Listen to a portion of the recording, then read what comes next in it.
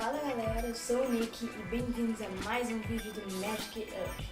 Hoje vamos ter a explicação da mágica Acerto Mental. Bom, o segredo tá aqui. Vou pegar aqui o baralho.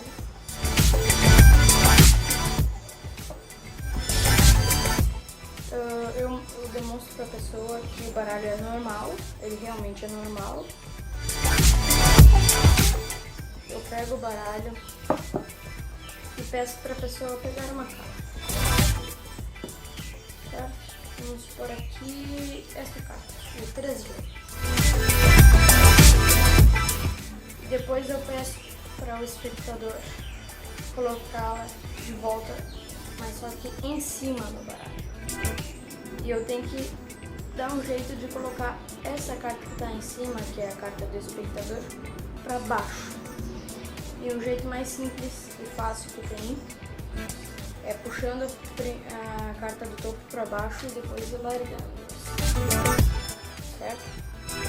Aí você vai ver que a carta do espectador vai estar embaixo.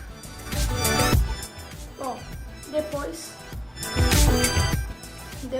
eu falo que eu vou embaralhar de outro jeito só para causar a impressão que eu não estou enganando a pessoa. Mas não é necessário fazer isso, eu acho. Mas só que se você for fazer, tem que deixar a carta da pessoa embaixo. Sempre tem que deixar embaixo. Depois que você fez isso, você fala que vai colocar na caixinha.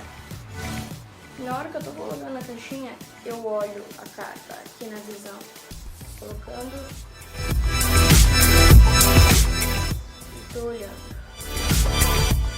Depois eu fecho a caixinha e falo que não vou mais mexer no baralho. Depois é tudo teatro.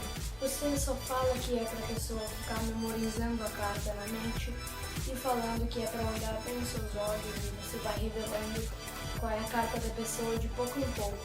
Por exemplo, pelo naipe, depois pela cor, depois falando que a carta é um número ou não é.